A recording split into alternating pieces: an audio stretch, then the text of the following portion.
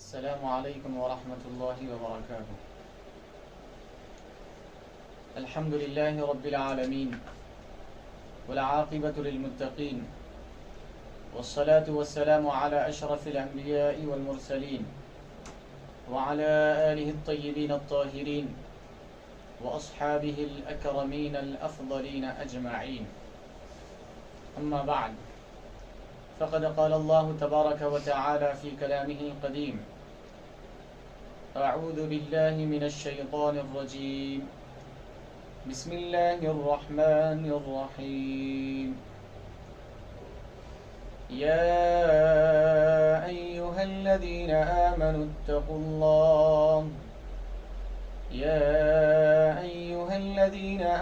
اتقوا الله وكونوا مع الصادقين، صدق الله مولانا العظيم وبلغنا رسوله النبي الأمين الكريم، ونحن على ذلك لمن الشاهدين والشاكرين، والحمد لله رب العالمين. وقال النبي صلى الله عليه وسلم: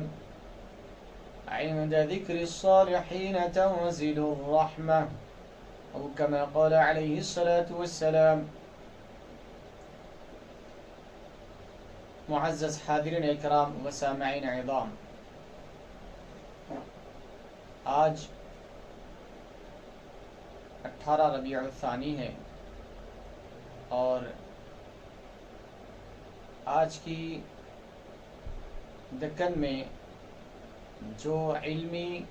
اور روحانی اور عرفانی علوم ظاہریہ اور علوم باطنیہ کی ایک عظیم الشان ہستی 18 ربیع الثانی کو عرس مبارک بڑی عقیدت اور محبت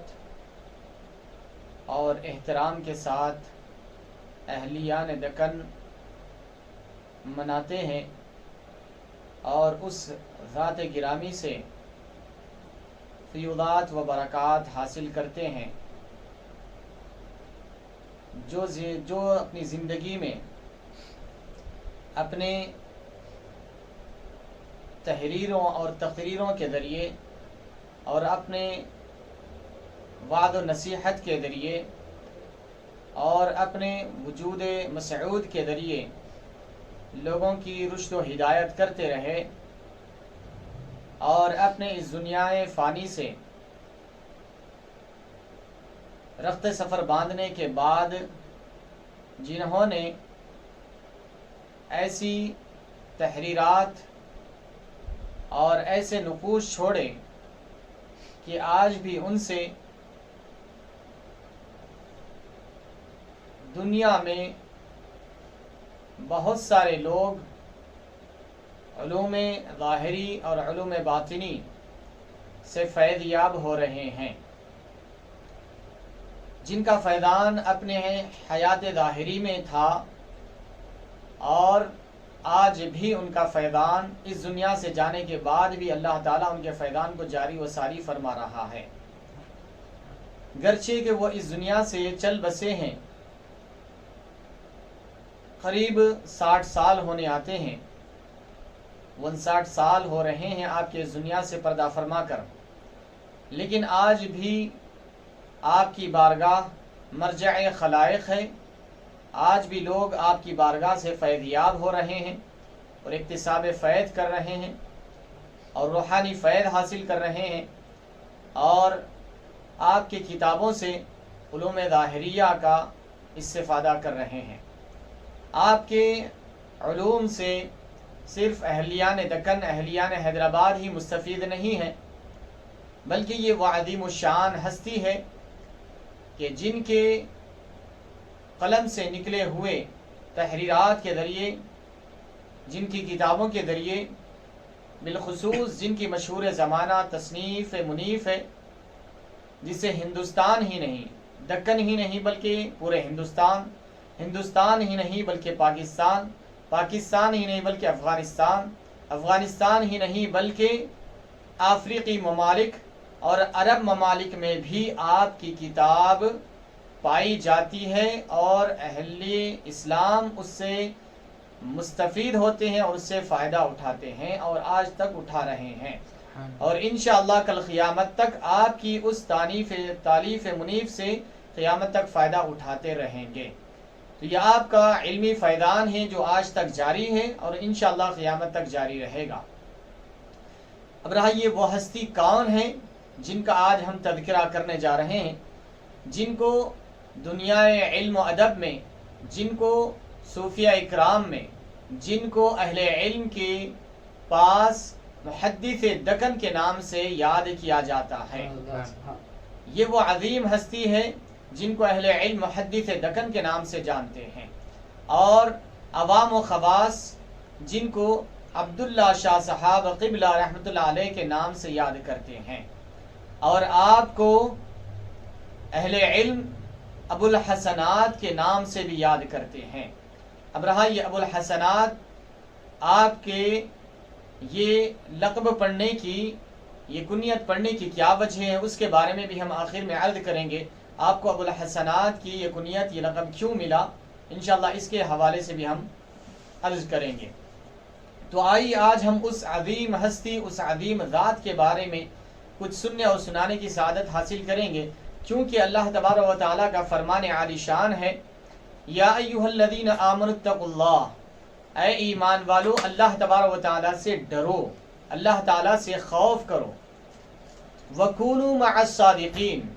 اور تم سچوں کے ساتھ ہو جاؤ، اور تم سچوں کے ساتھ ہو جاؤ، تم اللہ سے ڈرو، اللہ کا تقوی اور خوف دل میں پیدا کرو، اور اللہ کے نیک اور سچے اور صادق بندوں کے ساتھ ہو جاؤ۔ اللہ کے سچے بندے کون ہیں؟ ہم اولیاء اللہ، اللہ کے سچے بندے کون ہیں؟ وہ اولیاء اللہ ہیں، اللہ کے ولی یہ سچے بندے ہیں۔ تو رب ذوالجلال گویا کہ فرما رہا ہے، اے لوگو تم مجھ سے ڈرو اور میرے اولیاء اکرام کے ساتھ ہو جاؤ، اور میرے اولیاء اکرام کے ساتھ اٹھو بیٹھو، ان کے ساتھ اپنے اوقات بتاؤ، ان کا تذکرہ کرو، ان کی باتیں سنو اور سناؤ، تاکہ تمہاری بھی نجات ہو جائے، تاکہ تمہاری بھی ان کے صدقے میں بخشش ہو جائے۔ تو الغرض حاضرین اکرام، یہ آیت کریمہ اور حضور پاک صلی اللہ علیہ وسلم کا فرمان عالی شان ہے، جس کو بانی جامع نظام رحمت و رضوان نے انوار احمدی میں یہ حدیث مبارک نقل فرمائی ہے۔ ارشاد فرمایا، عند ذکر الصالحین تنزل الرحمہ، یہ حضور پاک صلی اللہ علیہ وسلم کا ارشاد مبارک ہے، جہاں پر صالحین کا ذکر ہوتا ہے، جہاں پر نیک لوگوں کا ذکر ہوتا ہے، جہاں پر اللہ تبارک و تعالیٰ کے محبوب اور مقرب بندوں کا ذکر ہوتا ہے، وہاں پر اللہ تبارک و تعالیٰ کی رحمتوں کا نزول ہوتا ہے، وہاں پر اللہ تبارک و تعالیٰ کی رحمتوں کا نزول ہوتا ہے۔ تو ہم اللہ تبارک و تعالیٰ کے ایک برگزیدہ اور نیک بندے کا ذکر کرنے کے لیے یہاں پر بیٹھے ہیں، سننے اور سنانے کے لیے۔ تو حاضرین اکرام، آج اس عظیم ہستی جن کو دنیا محدث دکن عبداللہ شاہ صاحب قبلہ رحمۃ اللہ علیہ کے نام سے یاد کرتی ہے، جن کی ذات گرامی محتاج تعارف نہیں، اہلیان دکن اچھی طریقے سے جانتے ہیں، کیونکہ اہلیان دکن نے آپ سے خوب استفادہ کیا ہے، چاہے کتابوں کے ذریعے ہو، چاہے آپ کے نصیحتوں کے ذریعے ہو، چاہے آپ کی ارادت مندی کے ذریعے ہو، چاہے آپ کے وعد میں شامل ہونے کے ذریعے ہو، چاہے آپ کے حلقے ذکر میں شامل ہونے کے ذریعے ہو، چاہے آپ کے پیچھے نمازیں پڑھنے کے ذریعے ہو، چاہے آپ کی مجلس وعد میں بیٹھنے کے ذریعے ہو، ہر لحاظ سے اہلیان دکن نے آپ سے خوب استفادہ کیا، اس لیے آپ کی ذات گرامی محتاج تعارف نہیں ہے، لیکن پھر بھی ہم اپنی بخشش کا ذریعہ اور سامان کرنے کے لیے محدث دکن کا تذکرہ آپ کے سامنے کر رہے ہیں، کیونکہ اولیاء اکرام کا تذکرہ، ان کی یاد کرنا، ان کا تذکرہ کرنا، یہ اللہ تبارک و تعالیٰ کی سنت کریمہ ہے، کیونکہ اللہ کے محبوب اور مقرب بندوں کا ذکر کرنا، ان کا تذکرہ کرنا، ان کے احوال سننا اور سنانا، یہ عام بات نہیں ہے، بلکہ اللہ تبارک و تعالیٰ کی سنت کریمہ ہے، سنت کریمہ ہے۔ رب ذوالجلال نے قرآن مجید میں متعدد مقامات پر اپنے نیک اور برگزیدہ بندوں کا تذکرہ فرمایا، جیسے کہ اللہ تبارک و تعالیٰ نے انبیاء اکرام کا بھی ذکر فرمایا، دوسری پچھلی گزشتہ قوموں کا بھی تذکرہ فرمایا، دوسرے قوموں کی ہلاکتوں کے واقعات بھی سنایا، بنی اسرائیل کے واقعات، شعیب علیہ السلام کی قوم کے واقعات، پیغمبروں کے واقعات جہاں پر سنایا، پچھلی قوموں کے عذابات اور ان کے احوال جہاں پر سنایا، وہیں پر اللہ تبارک و تعالیٰ نے اپنے نیک اور برگزیدہ بندوں کا تذکرہ بھی قرآن مجید میں ارشاد فرمایا. جیسے کہ حضرت مریم علیہ السلام یہ نبی یا پیغمبر نہیں ہیں، لیکن اللہ تعالیٰ نے ان کا تذکرہ بھی قرآن مجید میں ارشاد فرمایا، ان کا تذکرہ بھی قرآن مجید میں ارشاد فرمایا، اور ان کی کرامتوں کا بھی اللہ تعالیٰ نے قرآن مجید میں ذکر فرمایا. جیسے کہ حضرت زکریا علیہ السلام جب حضرت مریم علیہ السلام کے پاس گئے تو وہاں پر انہوں نے غیر موسمی پھل پایا تو پوچھا انا لکی ھذا، یہ تمہارے پاس کہاں سے آئے، جبکہ اس کا موسم ہی نہیں ہے، یہ پھل تمہارے پاس کہاں سے آئے؟ تو مریم علیہ السلام فرمانے لگی قالت هو من عند اللہ، یہ میرے بس کی بات نہیں، یہ تو اللہ تعالیٰ کی طرف سے آئے ہیں یہ غیر موسمی پھل. تو رب ذوالجلال نے یہاں پر اپنی برگزیدہ بندی حضرت مریم علیہ السلام کا ذکر فرمایا اور ان کی کرامت کا بھی ذکر فرمایا. جو اللہ کے محبوب اور مقرب بندے ہوتے ہیں ان کا ذکر بھی فرمایا، ان کی کرامتوں کا ذکر فرمایا. مریم علیہ السلام کے نام سے ایک سورت ہی نازل فرمائی اللہ تعالیٰ نے، ان کا طویل واقعہ بیان فرمایا. اسی طرح اللہ تعالیٰ نے قرآن مجید میں اصحاب کہف کا بھی واقعہ تفصیلاً ذکر فرمایا ہے. یہ کوئی پیغمبر نہیں تھے، یہ کوئی نبی نہیں تھے، یہ کوئی رسول نہیں تھے، یہ حضرت عیسیٰ علیہ السلام کے امتی تھے اور یہ اولیاء کرام تھے. تو رب ذوالجلال نے ان اولیاء کرام کا تذکرہ قرآن مجید میں ذکر فرمایا ہے. تو گویا پتہ یہ چلا کہ اولیاء اللہ کا ذکر کرنا، ان کے واقعات سنانا، ان کی کرامتوں کا ذکر کرنا، یہ اللہ تعالیٰ کی سنت کریمہ ہے. کیونکہ قرآن مجید میں اللہ تعالیٰ نے اصحاب کہف کی کرامتوں کا ذکر فرمایا کہ ان کے ساتھ کتا بیٹھا ہوا ہے، اور ان کے کرامت میں اللہ تبارک و تعالیٰ ان کے اعزاز میں، ان کے اکرام میں رب ذوالجلال نے سورج جب طلوع ہوتا ہے تو ذرا ہٹ کر نکلتا ہے، جب غروب ہوتا ہے تو ذرا بائیں جانب ہٹ کر کتراتے ہوئے غروب ہوتا ہے. یہ کس لیے؟ وہ ان اولیاء کرام کے اکرام میں، ان کی تعظیم میں، ان کے احترام میں کہیں ان کی نیند میں خلل نہ آ جائے. تو رب ذوالجلال اولیاء اکرام کا تذکرہ قرآن مجید میں بیان فرما رہا ہے. تو اولیاء اکرام کا تذکرہ کرنا، ان کے واقعات، ان کے احوال، ان کی زندگی کے واقعات، ان کی کرامتیں، ان کے علمی کارنامے، ان کی کاوشیں سنانا، یہ گویا کہ اللہ تبارک و تعالیٰ کی سنت کریمہ ہے. اسی لیے اہل سنت والجماعت اپنے بزرگان دین اور اسلاف اور اولیاء کرام کا تذکرہ خوب کرتے ہیں تاکہ ان سے سبق بھی حاصل ہو، ان سے کچھ عبرت بھی حاصل ہو، ان سے کچھ ہماری زندگی میں تبدیلیاں بھی آئے، ان کی دلوں میں ہمارے محبت بھی پیدا ہو، اور ہمارے ان کے یہ تذکرے سننے سے ہمارے گناہوں کا کفارہ بھی ہو جائے. تو الغرض حاضرین اکرام، یہ چند چیزیں تھی اولیاء اکرام کا ذکر کرنے کی وجوہات. اب جب اولیاء اکرام کا ذکر کرنا سنت الہی ہے تو پھر ہم اس سے محروم کیوں رہیں؟ ہم بھی سنت الہی کو ادا کریں گے. جو اللہ کے محبوب اور مقرب بندے ہیں ان کا تذکرہ کر کے ہم اپنی نجات اور بخشش کا ذریعہ اور سامان کر لیں گے، اور ہم اپنے گناہوں کو میٹنے کا سامان کر لیں گے. تو آئیے دکن کی مشہور و معروف ہستی، جس کو دنیا محدث دکن ابو الحسنات سید شاہ عبداللہ صحاب قبلہ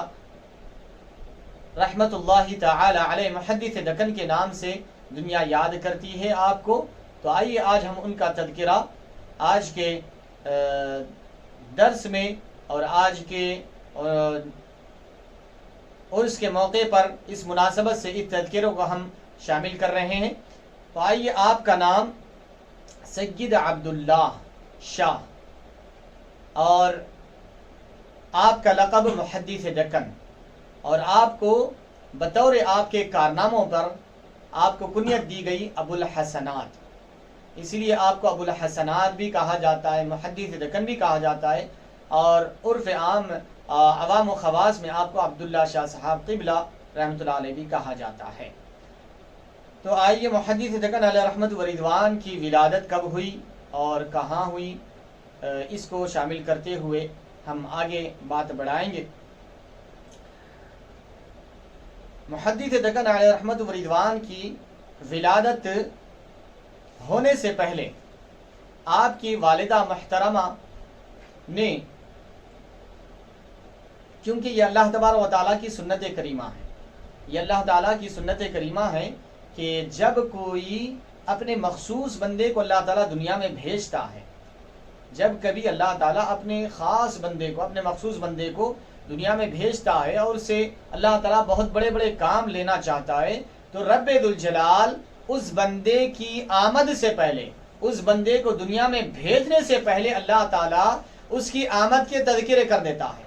کہ میرا فلاں بندہ آنے والا ہے، میرا بندہ آنے والا ہے، میرا بندہ آنے والا ہے۔ ان کے آنے سے پہلے اللہ تعالیٰ ایسے احوال، ایسے واقعات رونما فرماتا ہے، ایسے واقعات ظاہر ہوتے ہیں کہ اب آنے والی ہستی، اب آنے والی شخصیت یہ عام انسانوں کی طرح نہیں ہے، یہ بلکہ آنے والی ہستی بہت عظیم مرتبے والی ہے، بہت عظمتوں والی ہے، رفعتوں والی ہے، بہت بڑے مقام و مرتبے والی ہے۔ تو اسی طرح محدث دکن علیہ رحمت و رضوان کی دنیا میں تشریف آوری سے پہلے بھی ایسا ہی کچھ ہوا۔ آپ کی والدہ محترمہ فرماتی ہے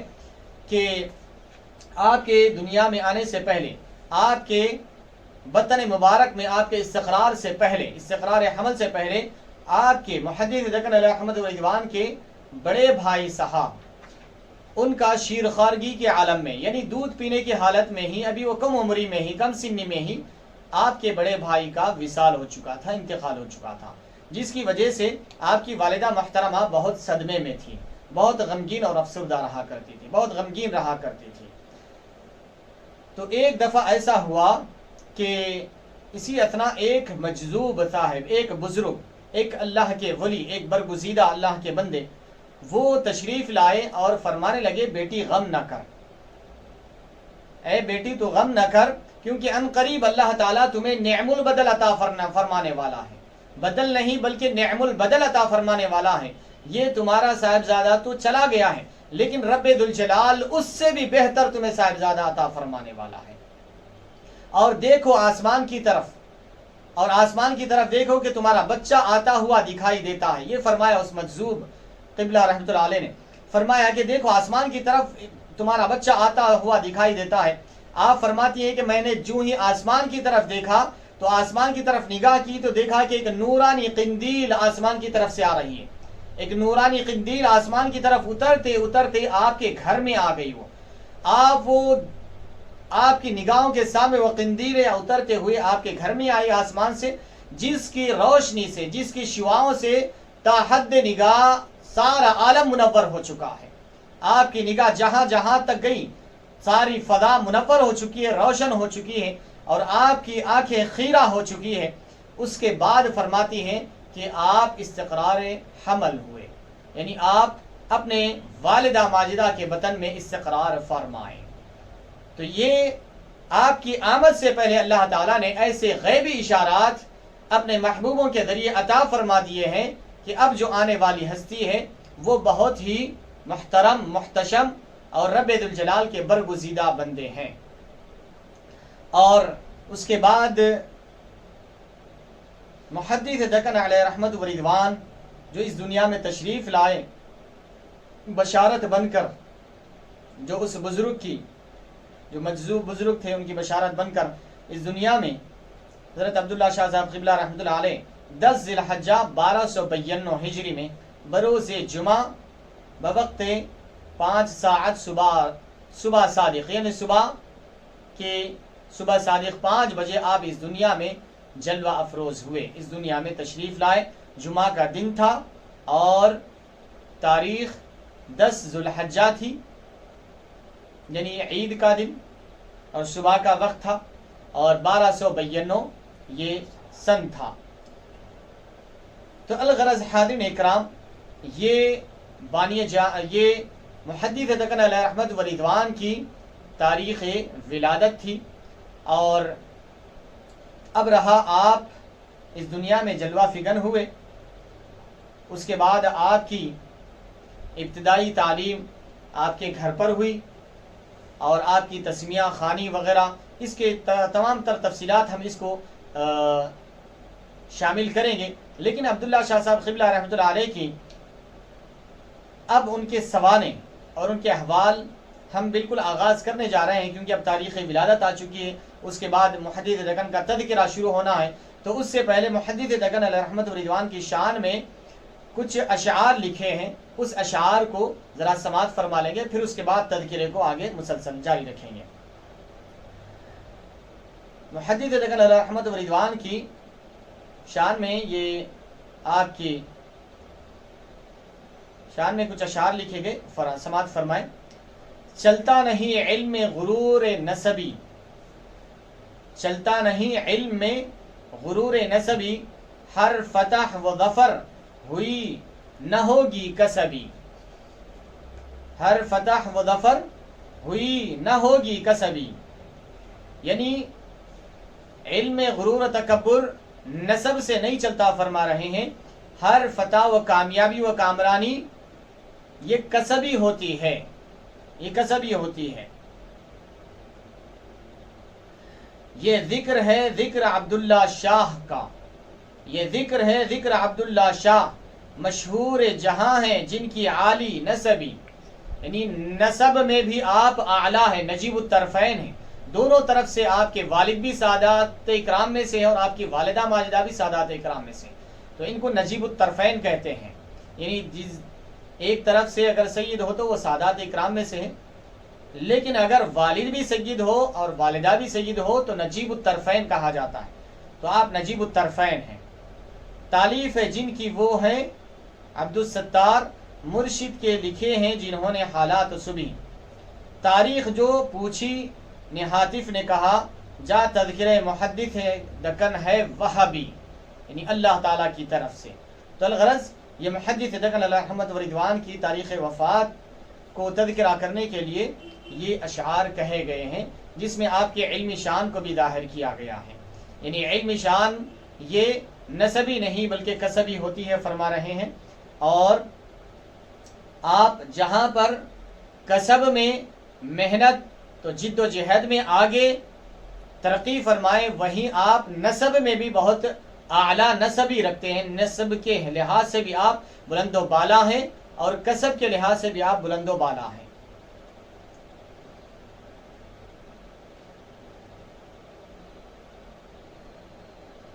تو حاضرین اکرام، محدث دکن علیہ رحمت و رضوان آپ کے آبا و اجداد جو ہے حضور پاک صلی اللہ علیہ وسلم کے حکم پر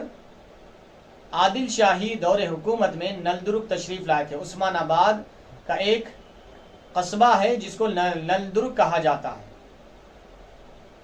یعنی مکہ مکرمہ سے حضور پاک صلی اللہ علیہ وسلم کا حکم ہوا تو آپ کے جد اعلیٰ محدث دکن علیہ رحمت و رضوان کے جد اعلیٰ مکہ مکرمہ سے عادل شاہی دور حکومت کے عثمان آباد ضلع کے ایک قصبہ ہے نلدرگ، وہاں پر تشریف لائے آپ کے آبا و اجداد۔ پھر وہاں سے آپ کے والد بزرگوار نے دکن ایک علمی مرکز تھا اس وقت وہ زمانے کا، آپ نے حصول علم کے لیے آپ کے والد بزرگوار حضرت سید مظفر رحمت اللہ تعالی علیہ، وہاں سے آپ دکن تشریف لائے حصول علم کے لیے، اور یہاں پر آپ نے علوم ظاہریہ اور علوم باطنیہ حاصل کیا اور سلوک طے کیے، اور صوفی کامل حضرت مسکین شاہ نقشبندی رحمۃ اللہ علیہ سے سلوک طے کیے اور آپ کے حلقہ ارادت میں داخل ہوئے اور آپ کو خلافت بھی عطا ہوئی آپ کے والد بزرگوار کو۔ اب رہا اس کے بعد حضرت عبداللہ شاہ صاحب قبلہ رحمۃ اللہ علیہ کی جو تعلیم و تربیت ہوئی، آپ کے والد بزرگوار نے ابتدائی تعلیم آپ کو عطا فرمائی، اور آپ کی تسمیہ خوانی بھی ہوئی۔ تسمیہ خوانی کا بھی بہت ہی ایک عجیب واقعہ رونما ہوا، جس کو مورخین نے آپ کے سوانح نگار نے لکھا ہے کہ تسمیہ خوانی ایک ولی کامل نے آپ کی تسمیہ خوانی کرائی۔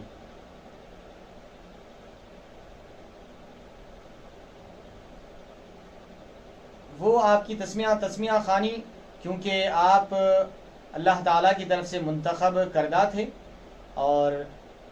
دین متین کی خدمت کے لیے آپ کو اللہ تعالیٰ نے منتخب فرمایا، چن لیا۔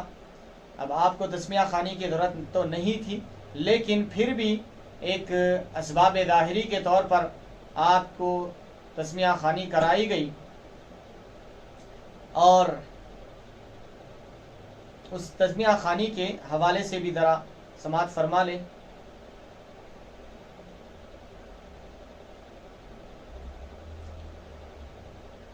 ایک بزرگ تھے جن کا نام تھا سید عاقب شاہ افغانی مدنی۔ یہ بزرگ کے دست مبارک سے آپ کی تسمیہ خوانی کرائی گئی۔ یہ بزرگ یہ بہت ہی عاشق رسول تھے، بہت بڑے عاشق رسول تھے، اور ان کے ہاتھوں پر محدث دکن علیہ رحمت و رضوان کی تسمیہ خوانی ہوئی، اور آپ کی کیا کیفیت تھی اس کے بارے میں فرماتے ہیں۔ یہ اتنے بڑے عاشق رسول تھے کہ آپ کے ہاتھ پر محدث دکن کی تسمیہ خوانی ہوئی، اس کے کچھ ایام بعد، اس کے کچھ زمانے کے بعد انہیں حکم ہوا حضور پاک صلی اللہ علیہ وسلم کی بارگاہ سے عالم رویا میں، خواب میں حضور پاک صلی اللہ علیہ وسلم نے انہیں حکم دیا، اے عاقبت شاہ تم مدینہ منورہ آ جاؤ۔ تو آپ مدینہ منورہ چلے گئے، اور وہاں پر آپ کا وصال ہوا، اور جنت البقیع میں آپ مدفون ہیں۔ تو ایسے اللہ والے نے، ایسے برگزیدہ بزرگ نے آپ کی تسمیہ خوانی کی،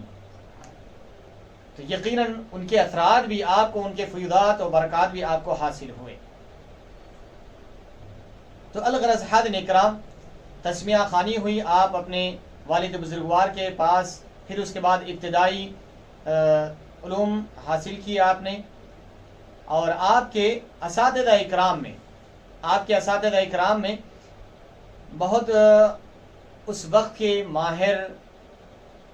اپنے فن کے، اپنے علم کے، اپنے ہنر کے ماہر علماء کے پاس سے آپ نے اکتساب فیض کیا۔ جو سب سے اول نام آتا ہے جن کے پاس سے آپ نے علم حاصل کیا ہے، وہ بانی جامعہ نظامیہ علیہ رحمت و رضوان شیخ الاسلام والمسلمین فضیلت جنگ مولانا انوار اللہ الحافظ محمد خان انوار اللہ خان فاروقی بانی جامعہ نظامیہ علیہ الرحمت و رضوان سے آپ نے اکتساب فیض کیا۔ یہ آپ کے اساتذہ اکرام میں شامل ہے۔ پھر اور ایک استاد مولانا منصور علی خان، مولانا حبیب الرحمن بیدل سہارنپوری، مولانا محمد یاسین، مولانا حکیم عبد الرحمن سہارنپوری، یہ اجلہ اپنے وقت کے بڑے بڑے جگید علماء اکرام سے آپ نے علم و ادب حاصل کیا، اور علوم ظاہریہ ان بزرگان دین کے پاس سے، ان علماء اعظام کے پاس سے آپ نے سیکھا۔ اور مولانا حکیم عبد الرحمن سہارنپوری، ان کے پاس آپ نے علم حدیث حاصل کیا، اور آپ کی جو حدیث کی سند ہے، آپ ہی سے ہوتے ہوئے آپ کی حدیث کی سند شاہ محمد اسحاق دہلوی تک پہنچتی ہے۔ محدث دکن علیہ رحمت و رضوان نے انہی سے حدیث کی سند لی ہے۔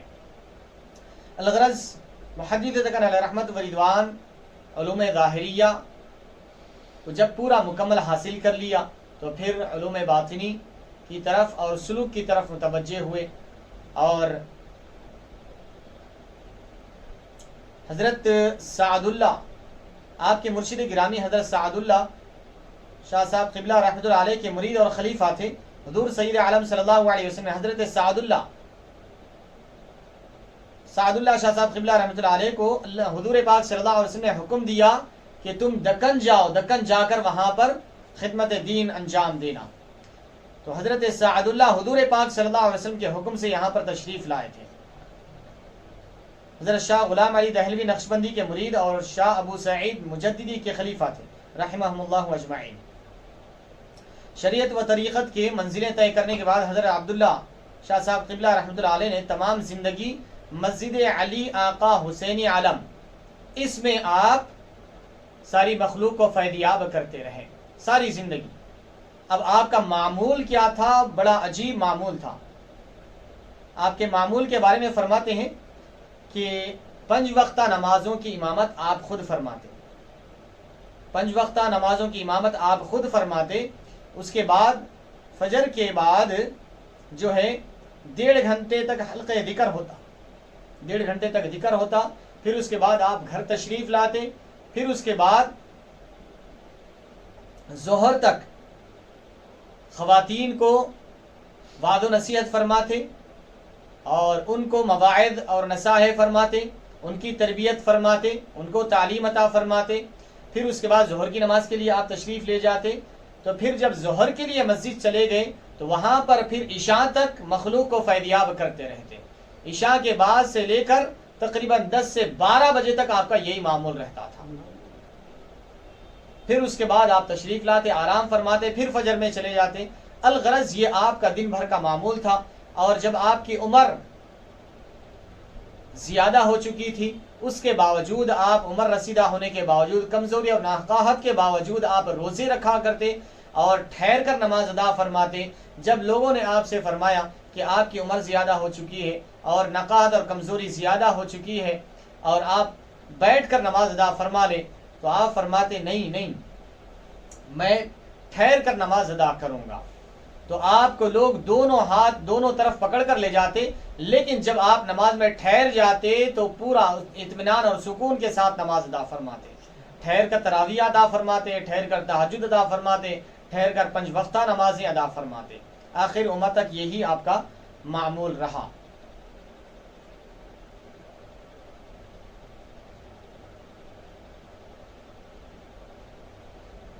تو حاضرین اکرام، محدث دکن علیہ رحمت و رضوان کی یہ ابتدائی آپ کی پیدائش اور آپ کی تعلیم وغیرہ کے حوالے سے ہم نے سماعت فرمایا، اور آپ کے اساتذہ اکرام کے حوالے سے بھی ہم نے سماعت فرمایا۔ اب رہا محدث دکن علیہ رحمت و رضوان کے کچھ معاملات بھی ہم نے ابھی ملاحظہ فرما لیا کہ آپ کے دن بھر کے معاملات ایسے ایسے ہوا کرتے تھے۔ اب رہا کچھ آپ کے علمی کارناموں کے بارے میں ہم سماعت فرمائیں گے۔ محدث دکن علیہ رحمت و رضوان کے علمی کارنامے، یقیناً محدث دکن علیہ رحمت و رضوان جہاں پر صوفی بزرگ ہیں، وہیں پر علوم ظاہریہ اور آپ کی تحریرات سے بہت ساری کتابیں مخلوق کے استفادے کے لیے نکلی ہے۔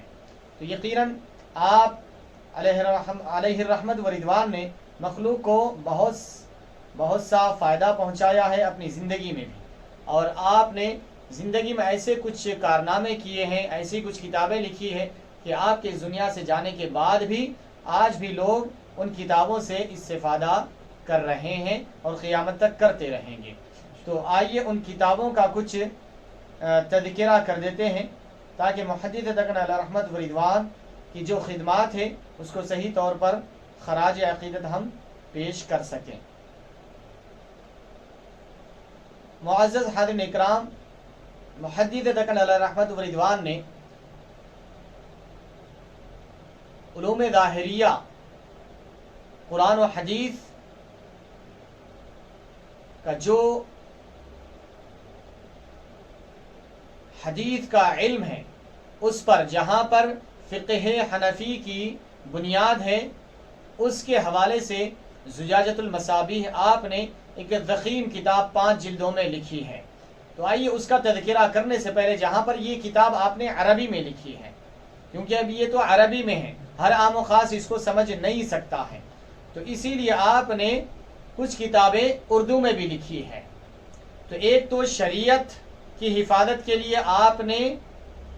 حدیث کی کتاب جمع فرمائی ہے، اور طریقت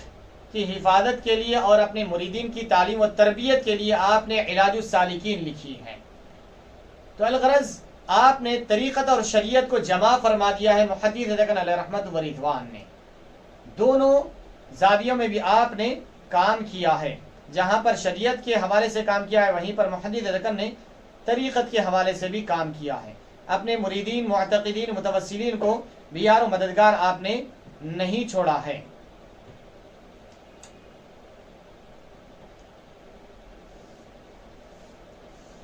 محدث دکن علیہ رحمت و رضوان کی کتابیں، ایک تو سب سے بڑا کارنامہ محدث دکن کا یہ ہے کہ آپ نے زجاجۃ المصابیح جیسی عظیم الشان شاہکار کتاب لکھی ہے، اور اس کے علاوہ آپ نے گلدست یوسف نامہ لکھی ہے، اور اسی طرح علاج السالکین آپ نے لکھی ہے، اور اسی طرح شہادت نامہ آپ نے لکھی ہے، اسی طرح آپ نے میلاد نامہ لکھی ہے، اسی طرح آپ نے فضائل نماز لکھی ہے، فضائل رمضان لکھی ہے. تو الغرض محدث دکن علیہ رحمت و رضوان نے بہت ساری کتابیں لکھی ہیں. وہ کتابیں آپ کی آج تک موجود ہیں، چھپی ہیں، اور لوگ اس سے استفادہ کرتے آئے ہیں اور انشاءاللہ کرتے رہیں گے. اور ایک چیز یہاں پر اس کو بھی ذہن میں رکھ لیں، یہ تو آپ کے تحریری کارنامے ہیں، لیکن جو آپ کا وجود مسعود تھا جب تک آپ اس دنیا میں موجود تھے، اس وقت کے احوال بیان کرتے ہوئے بہت سارے لوگوں سے بھی ہم نے سنا ہے، اور اب سوانح نگاروں نے کتابوں میں بھی لکھا ہے. تو محدث دکن علیہ رحمت و رضوان کے زمانے میں ایک عجیب ماحول تھا، ایک عجیب ماحول تھا. بزرگان دین سے جو لوگوں کی محبت، وارفتگی، الفت، عقیدت جو تھی، اس کو بیان کرتے ہوئے یہاں پر یہ رمنس پورا ہے. یہاں پر کہ کچھ احباب سے میری محدث دکن کے حوالے سے گفتگو ہوئی. وہ زمانہ ایسا تھا کہ بزرگوں سے ایسی عقیدت تھی لوگوں کے دلوں میں، بس اللہ ہی بہتر جانے ان کی عقیدت کا کیا عالم تھا. فرماتے ہیں کہ ایک دفعہ کسی کے ہاں عبداللہ شاہ صاحب قبلہ رحمۃ اللہ علیہ کسی محفل میں تشریف لائے تو سارا کا سارا محلہ امڑ پڑا تھا آپ سے ملاقات کے لیے. وہ فرماتے کہ ہم بچے تھے، ابھی ہم چھوٹے تھے، ہم بھی جا کر مسافہ کرتے تو دیکھتے کہ آپ کے ہاتھ ایسے نرم، بالکل ملائم، جیسے کہ روئی کا گالا ہے، ایسے ملائم اور نرم نازک. وہ فرماتے ہیں کہ ہم جب ایک بار مل کر جب دل نہیں بھرا تو بازو سے ہٹ کر پھر پیچھے سے آ کے پھر دوبارہ ملنے کی کوشش کرتے تھے. یہ محدث دکن علیہ رحمت و رضوان سے لوگوں کی وارفتگی تھی، یہ محبت تھی. جب آپ کسی محفل میں کسی مقام پر چلے جاتے تو لوگ امڑ پڑتے تھے آپ کا دیدار کے لیے، آپ سے شرف ملاقات کے لیے. تو ایسا ماحول تھا کہ فرماتے ہیں کہ اس وقت میں آپ کے زمانے میں محرم الحرام ہو یا ربیع الاول کا مہینہ ہو یا ربیع الثانی وغیرہ ہو، یہ مہینے ایسے ہوتے تھے کہ یہ سارا مہینہ رونقیں ہی رونقیں رہتی تھی. شہر میں پوری رونقیں رہتی تھی، بس ہر جگہ محفلیں. محرم کا مہینہ ہے، امام حسین کی محفلیں. ربیع الاول ہے، حضور پاک صلی اللہ علیہ وسلم کی میلاد کی محفلیں. ربیع الثانی کا مہینہ ہے، پیران پیر کی محفلیں. محفل ذکر ہوتا، وعظ و نصیحت ہوتی، لوگوں کو تعلیم و تربیت ہوتی. الغرض یہ ایک نورانی ماحول ہوتا تھا ان بزرگان دین کے زمانے میں. لیکن آج وہ نورانی ماحول، وہ عقیدتیں نظر نہیں آ رہی ہیں. یہ بزرگان دین کی برکتیں ہی تھی جو لوگ اس سے استفادہ کیے، وہ اس کا لطف اور مزہ اٹھائے ہیں، لیکن آج ہم اس سے محروم ہیں. تو الغرض حاضرین اکرام، محدث دکن علیہ رحمت و رضوان کے وجود کے وقت آپ کی جو برکتیں تھیں محفلوں وغیرہ کی، اس کا بھی ذکر میں نے ضمناً کر دیا ہے. تو الغرض اب ذرا ان کتابوں کے بارے میں آپ کا اسلوب کے بارے میں سوانح نگار لکھتے ہیں، اور یہ ہم اور آپ بھی سنتے ہیں اور پڑھنے والا جانتا ہے کہ محدث دکن علیہ رحمت و رضوان سخت مزاج نہیں تھے، آپ بہت نرم مزاج تھے. آپ محدث دکن علیہ رحمت و رضوان بہت ہی نرم مزاج اور خوش خلق، اور آپ حتی المقدور ایسا کلام فرماتے کہ جو اعلیٰ سے اعلیٰ کو بھی سمجھ میں آ جائے، ادنا سے ادنا کو بھی سمجھ میں آ جائے، جو بڑوں کو بھی سمجھ میں آ جائے، چھوٹوں کو بھی سمجھ میں آ جائے، جو اہل علم کو بھی سمجھ میں آ جائے، جو لا علم لوگوں کو بھی سمجھ میں آ جائے، جو ان پڑھ بغیر لکھے پڑھے لوگوں کو بھی سمجھ میں آ جائے. اور کلام ایسا فرماتے، آپ بات ایسی کرتے، اور تحریرات آپ کی ایسی ہوتی کہ وہ جو بالکل بات نہیں سمجھ سکتا اس کے بھی دل میں آپ بات بٹھا دیتے تھے. وہ کیا وجہ ہے، کیسے بات بٹھا دیتے؟ محدث دکن اگر کوئی چیز آپ کے دل میں بٹھانا چاہتے ہیں تو اس کا طریقہ کار، محدث دکن علیہ رحمت و رضوان کا طریقہ کار یہ ہوتا کہ پہلے قرآن و حدیث سے جو سمجھانا ہے اس کو سمجھاتے، پھر اس کے بعد قرآن کا جو اسلوب اللہ نے بیان فرمایا ہے، رب الجلال کہیں پر احکام ذکر فرماتا ہے، کہیں پچھلے قوموں کے عذاب کا ذکر فرماتا ہے، کہیں پچھلے قوموں کے واقعات ذکر فرماتا ہے، کبھی مثالیں دی جاتی ہے. تو محدث دکن کا بھی اسلوب یہی ہے کہ آپ قرآن بیان کرتے ہیں، حدیث بیان کرتے ہیں، اس کے بعد ایک حکایت، ایک واقعہ لا کر بیان کرتے ہیں. اب وہ جب واقعہ سنتا ہے تو پوری چیز بندے کے ذہن میں اتر جاتی ہے، وہ واقعے کے ذریعے ساری بات بندے کے دل میں بیٹھ جاتی ہے. تو یہ بہت ہی ناصحانہ گفتگو، آپ کی تحریریں بھی ناصحانہ ہیں اور بہت ہی مخلصانہ ہے، اور آپ کی تحریرات پڑھنے سے دل نرم ہو جاتا ہے، دل میں نرمی پیدا ہوتی ہے اور آخرت کی یاد تازہ ہوتی ہے آپ کی تحریرات پڑھنے سے. تو یہ آپ کی کتابیں تھیں، اور آپ نے سورہ یوسف کی تفسیر لکھی اور علاج السالکین اپنے مریدین معتقدین کے سلوک کو طے کرنے کے لیے لکھی. لیکن جو سب سے مایہ ناز آپ کی تصنیف اور تالیف ہے، جس کی وجہ سے آپ چہار دنگ عالم مشہور و معروف ہوئے، اور جس کام کے لیے اللہ تعالیٰ نے آپ کو منتخب فرما لیا، جس کام کے لیے اللہ تعالیٰ نے آپ کو منتخب فرمایا، وہ کام آپ کا سب سے بڑا کارنامہ یہ ہے کہ آپ نے احادیث مبارکہ کے مجموعے کو، جو احادیث احناف کے مسائل کا مستدل ہے، دلالت کرنے والی ہے، اور دلائل احناف کے ان احادیث کو جمع کرنا،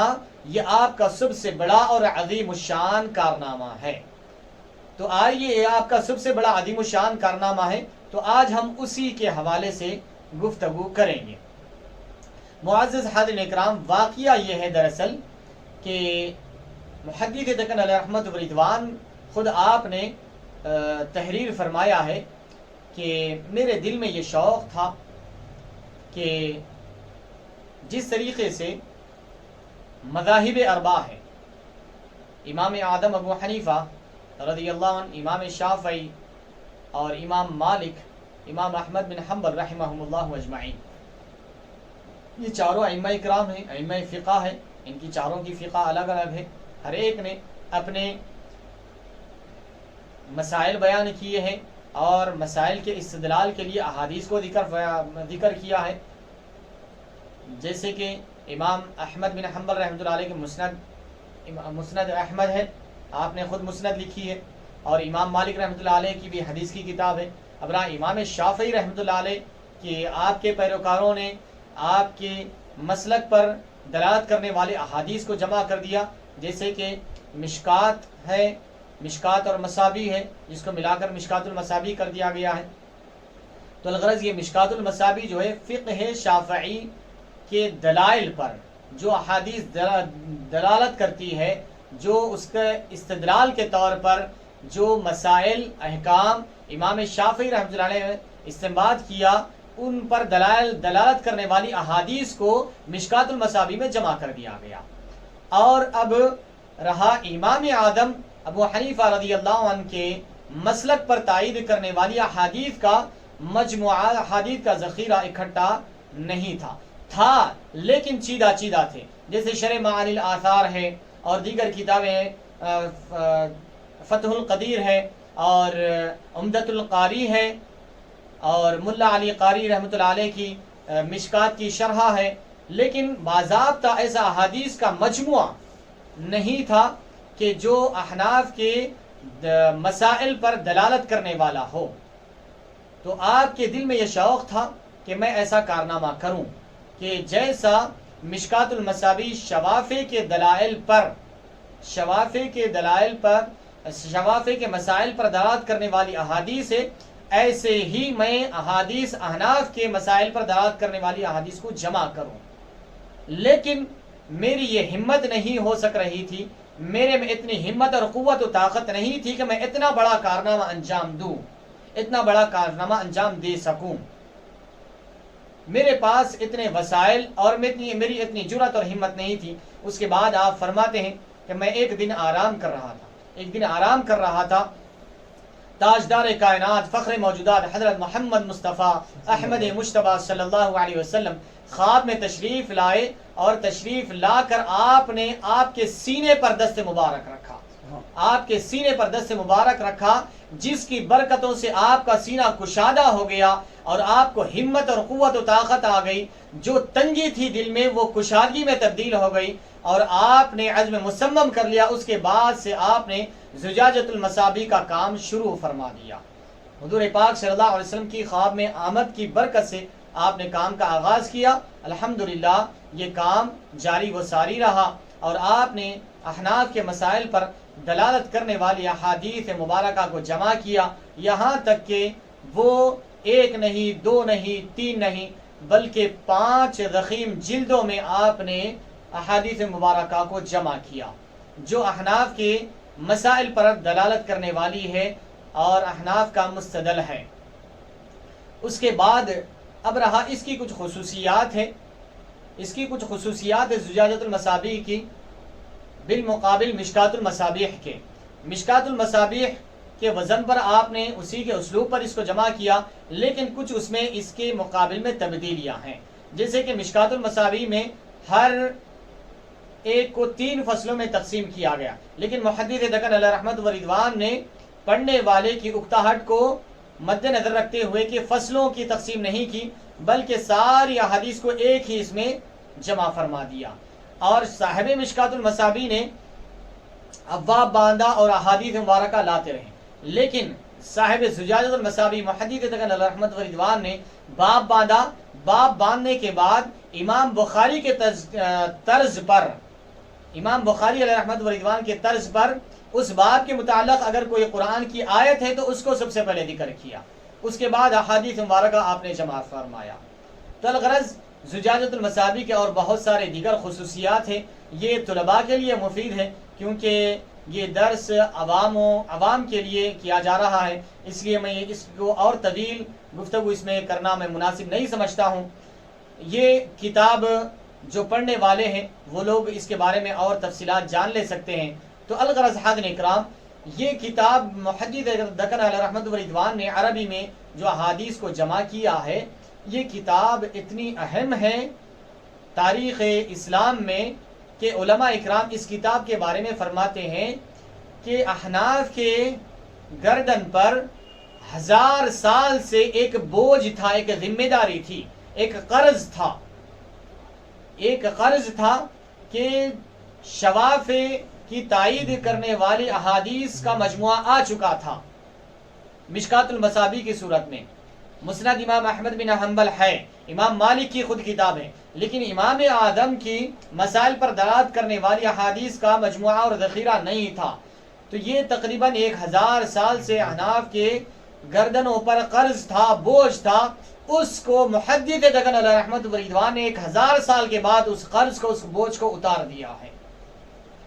تو یہ بوجھ محدث دکن علیہ رحمت و رضوان نے احناف کی گردنوں پر سے اتارا ہے۔ تو یقیناً یہ سب سے بڑا کارنامہ عبداللہ شاہ صاحب قبلہ رحمۃ اللہ علیہ کو جاتا ہے، جس کو آپ نے انجام دیا ہے۔ اب رہا اس کے بارے میں کچھ علماء اکرام نے جو اس کتاب کی خصوصیت اور اس کے بارے میں بہت سارے علماء اکرام نے لکھے ہیں، تو اس حوالے سے کچھ اس کتاب کی خصوصیت کے بارے میں بھی ملاحظہ فرما لیں۔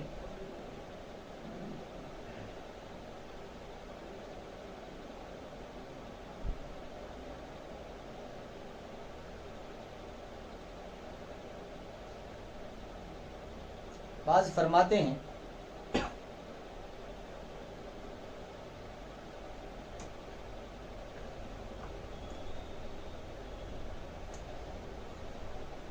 محدث دکن علیہ رحمت و رضوان کی یہ جو کتاب ہے زجاجۃ المصابیح، یہ کتاب علماء اکرام کی نظر میں ایک بیش بہا قیمتی تحفہ ہے، جس کو علماء اکرام نے بہت ہی تہ دل سے اس کو قبول فرمایا، اور یہاں دکن ہی نہیں بلکہ سارے ہندوستان میں یہ کتاب پھیل گئی، اور یہاں سے پھر پاکستان سے افغانستان اور دیگر ممالک تک یہ کتاب پھیل گئی، اور علماء اکرام اس کو اپنی حرز جان بناتے ہیں اور اس سے اپنے مسائل کو حل کرتے ہیں۔ کیونکہ بہت سارے بڑے بڑے علماء اکرام نے جو مصر کے ہیں اور دیگر عرب ممالک کے علماء نے بھی اس کتاب کو سراہا ہے، اور علامہ ماجد دریابادی نے بھی اس کتاب کی تعریف کی ہے اور فرمایا کہ جو احناف کی گردنوں پر ایک قرض تھا، بوجھ تھا، اس کو محدث دکن علیہ رحمت و رضوان نے اتار دیا ہے۔ تو الغرض بڑے بڑے علماء اکرام نے اس کتاب کی تعریف کی ہے اور اس کو سراہا ہے، اور یہ علمی دنیا میں بہت بڑا کارنامہ ہے، اتنا بڑا کارنامہ کہ 1000 سال سے یہ ایک خلا تھا، یہ ایک کمی تھی، اس کمی کو محدث دکن نے پورا کر دیا ہے۔ تو اس سے بڑا کارنامہ اور کیا ہو سکتا ہے؟ اب رہا اس کے بعد اتنا کرنے کے باوجود بھی محدث دکن علیہ رحمت و رضوان کا دل خاموش نہیں بیٹھا۔ آپ یہ کارنامہ علمی دنیا کے لیے تو کر دے دیے، اس کے بعد آپ بے چین ہیں، کس لیے کہ یہ میں علمی دنیا کو تو دے دیا ہوں، لیکن یہ ایسا کارنامہ ہے کہ حضور پاک صلی اللہ علیہ وسلم کے احادیث سے عوام بھی مستفید ہوتے رہے، خواص و خواص اہل علم طلباء تو مستفید ہوں گے، لیکن ساتھ ساتھ عوام بھی اس سے استفادہ کرے۔ تو اس لیے محدث دکن علیہ رحمت و رضوان نے اپنی زندگی میں ہی زجاجۃ المصابیح کے ترجمے کا حکم جاری فرمایا، اور زجاجۃ المصابیح کا ترجمہ کرنے کے لیے بڑے بڑے اپنے وقت کے نامور جید 4 علماء کا انتخاب فرمایا، اور اپنی نگرانی میں ان 4 علماء سے زجاجۃ المصابیح کا ترجمہ نور المصابیح کے نام سے کرانا شروع فرمایا۔ تو الغرض آپ کی زجاجۃ المصابیح عربی حدیث کی کتاب کا ترجمہ نور المصابیح کے نام سے ترجمہ شروع ہوا، جس میں جو سب سے بڑا نام آتا ہے حاجی منیر الدین صاحب قبلہ رحمۃ اللہ علیہ، اور عبدالستار خان صاحب قبلہ رحمۃ اللہ علیہ، اور دیگر اس وقت کے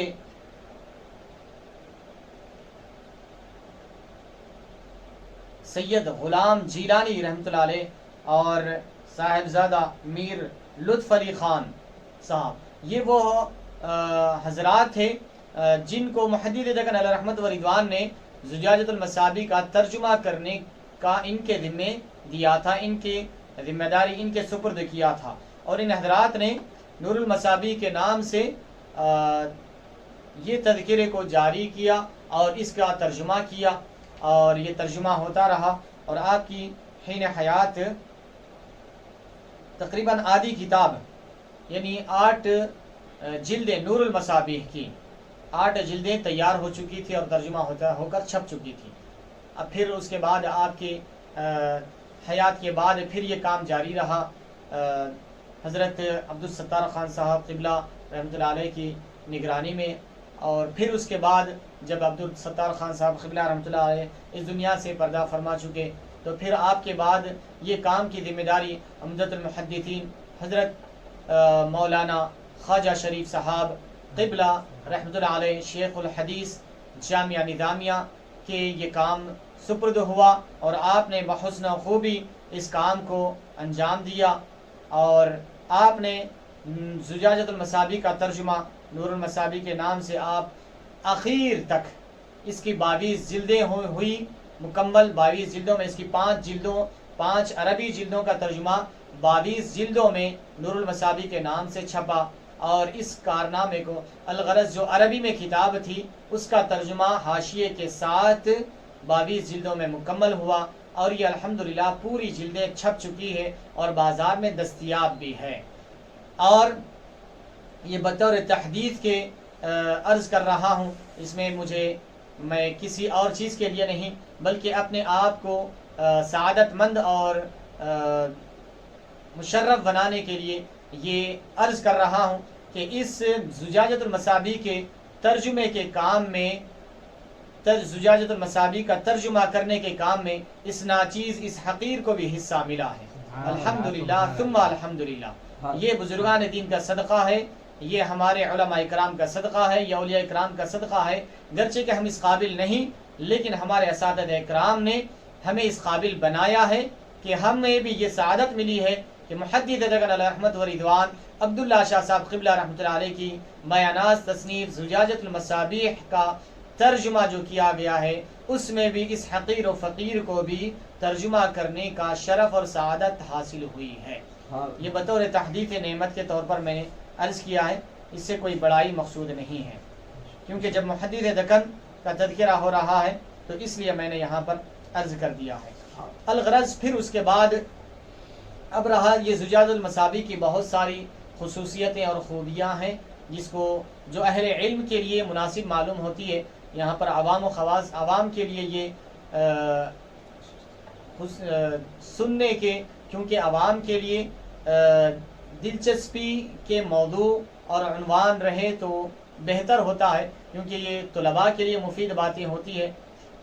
الغرض یہ جو زجاجۃ المصابیح ہے، زجاجۃ المصابیح میں محدث دکن علیہ رحمۃ و رضوان نے احادیث کو جمع کیا اور احناف کے مسلک کے مطابق احادیث کو جمع کیا، اور جہاں جہاں پر جو اعتراضات ہو سکتے تھے ان اعتراضات کے لیے محدث دکن خود بنفس نفیس حاشیہ اس پر چڑھایا، اور حاشیہ بھی اتنا بہترین ہے کہ بڑی بڑی کتابوں سے آپ نے حاشیہ چڑھایا، اور اس میں جو رہی کسر اس کو بھی آپ نے مکمل فرما دیا، اور اب اگر کوئی حنفی وہ کتاب پڑھتا ہے تو اس کا سینہ چوڑا ہو جاتا ہے، اس کا سینہ چوڑا ہو جاتا ہے۔ اور اب تک لوگ جو احناف کو حنفی مسلک کو یہ کہتے ہیں کہ حدیث کے خلاف ہے، یہ حدیث یہ مسلک میں حدیث نہیں ہے، تو اس کو چاہیے کہ وہ زجاجۃ المصابیح پڑھے۔ زجاجۃ المصابیح میں حنفیوں کے ہر مسئلے کے متعلق حدیث موجود ہے، حنفی کا جو بھی مسئلہ ہو اس مسئلے کے متعلق حدیث آپ کو مل جائے گی زجاجۃ المصابیح میں۔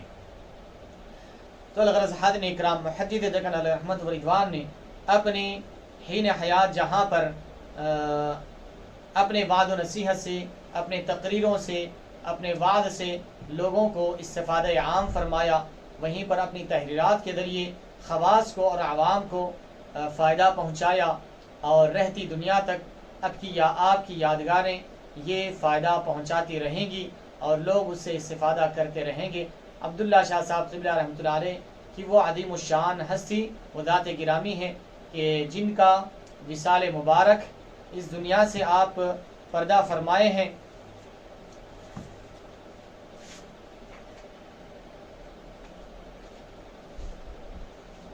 محدث دکن علیہ رحمۃ و رضوان اس دنیا سے جب آپ تشریف فرما ہوئے، آپ کی عمر شریف 92 برس تھی، اور جمعرات کا دن تھا، 18 ربیع الثانی تھی، 1384 ہجری۔ اس دنیا میں سے آپ پردہ فرمائے، یعنی 92 برس آپ کی عمر مبارک تھی، اور آپ کا وصال مقدس پنجشنبہ 8 بجے صبح، اور 18 ربیع الثانی 1384 ہجری میں آپ اس دنیا سے پردہ فرمائے۔ آخر میں محدث دکن علیہ رحمۃ و رضوان کے حوالے سے یہ حدیث مبارک بھی سن لیجئے، کیونکہ محدث دکن وہ ذات ہے جن کے بارے میں احادیث مبارکہ بھی موجود ہے، یعنی بنفس نفیس آپ کے بارے میں موجود نہیں ہے بلکہ محدثین کے بارے میں ہے۔ آپ بھی محدث ہیں تو آپ بھی محدثین میں آپ کا بھی شمار ہو جاتا ہے۔ امام طبرانی معجم اوسط میں یہ حدیث مبارک نقل فرمائی ہے، ان علی رضی اللہ عنہ قال خرج علینا رسول اللہ صلی اللہ علیہ وسلم فقال اللهم ارحم خلفائی 3 مرات۔ حضور پاک صلی اللہ علیہ وسلم نے ارشاد فرمایا کہ اے اللہ میرے خلفاء پر رحم فرما، اے اللہ میرے خلفاء پر رحم فرما، اے اللہ میرے خلفاء پر رحم فرما۔ حضور نے 3 دفعہ یہ ارشاد فرمایا، تو عرض کیا گیا قیل یا رسول اللہ ومن خلفاؤک، یا رسول اللہ آپ کے خلفاء کون ہیں، یا رسول اللہ آپ کے خلفاء کون ہیں؟ قال الذين يأتون من بعدي ويروون حديثي ويعلمونها الناس، کہ میرے خلفاء وہ ہیں جو میرے اس دنیا سے پردہ فرمانے کے بعد آئیں گے اور میری احادیث کو روایت بھی کریں گے اور لوگوں کو میری احادیث سنائیں گے بھی، اور میری احادیث کی لوگوں کو تعلیم بھی دیں گے۔ تو محدث دکن یہ وہ عظیم ہستی ہے جو احادیث روایت بھی کرتے ہیں اور احادیث لوگوں کو سناتے بھی ہیں۔ تو محدث دکن علیہ رحمۃ و رضوان محدث ہے، اس لیے یہ حدیث مبارک کے آپ مصداق ہے۔ اس حدیث مبارک میں حضور پاک صلی اللہ علیہ وسلم نے آپ کے لیے بھی دعائے خیر فرمائی ہے، دعائے رحمت فرمائی ہے۔ محدث دکن علیہ رحمۃ و رضوان اس دنیا سے جب پردہ فرما ہوئے تو آپ کے اس دنیا سے پردہ فرمانے کے بعد ایک مکہ مسجد میں ایک جلسہ منعقد ہوا، مکہ مسجد میں ایک جلسہ منعقد ہوا جس میں محدث دکن علیہ رحمۃ و رضوان کی خدمات کو خراج عقیدت پیش کیا گیا۔ خراج عقیدت پیش کیا گیا تو اس میں حضرت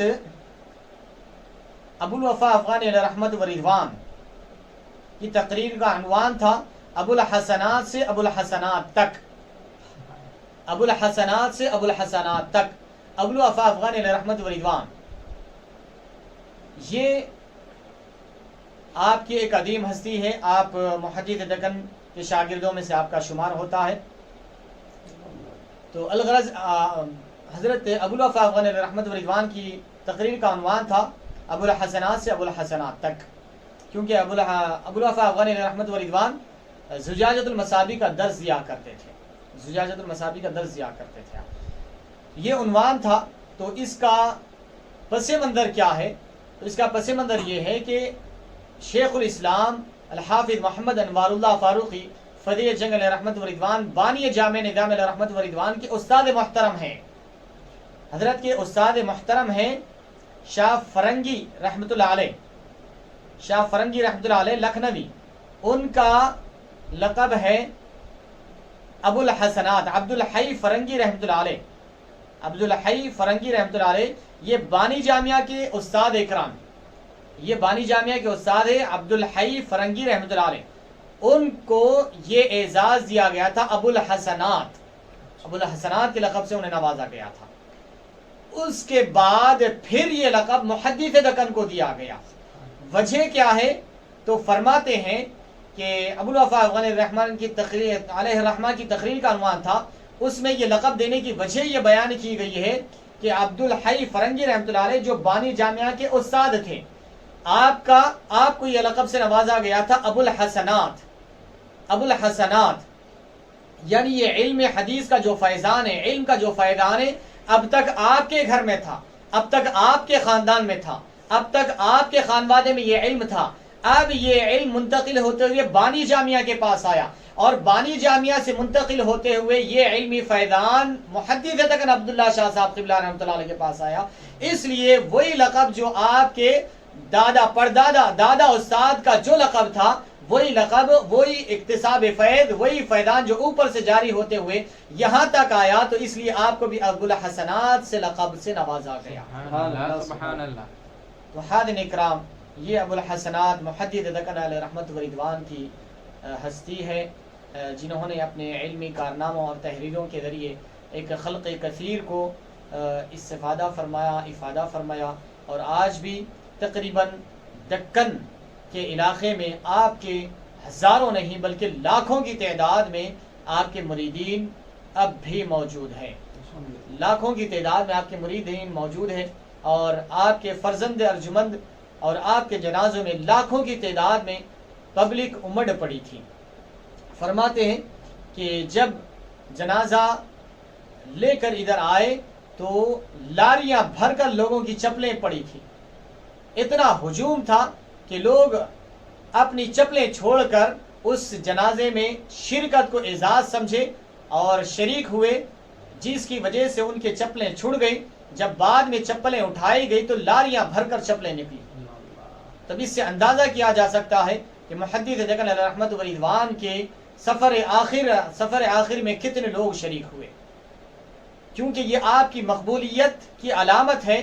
کہ اللہ تعالیٰ نے آپ کی محبت لوگوں کے دلوں میں جاگزی فرما دیا تھا. یہاں پر مسلم شریف کی ایک حدیث مبارک کوڈ کر کر اپنی بات اختتام کرتا ہوں کہ مسلم شریف میں حدیث مبارک ہے، حضور پاک صلی اللہ علیہ وسلم نے ارشاد فرمایا،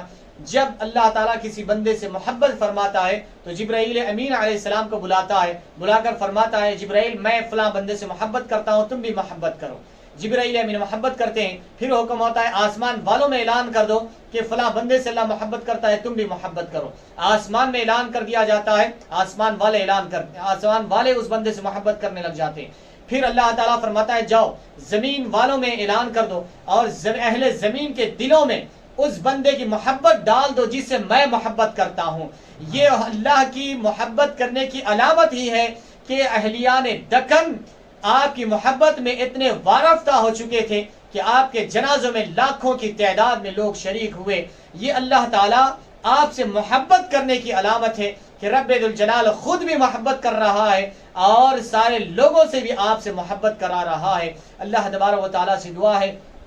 کہ رب تبارک و تعالیٰ ہمیں دین و دنیا کی سعادت نصیب فرمائے، بزرگان دین سے ہمیں بے پناہ محبت کرنے کی توفیق عطا فرمائے، اور ہمارا حشر و نشر ان بزرگان دین کے ساتھ فرمائے۔ وصلی اللہ تعالی وسلم علی خیر خلقہ سیدنا محمد وعلی آلہ وصحبہ اجمعین، والحمد للہ رب العالمین۔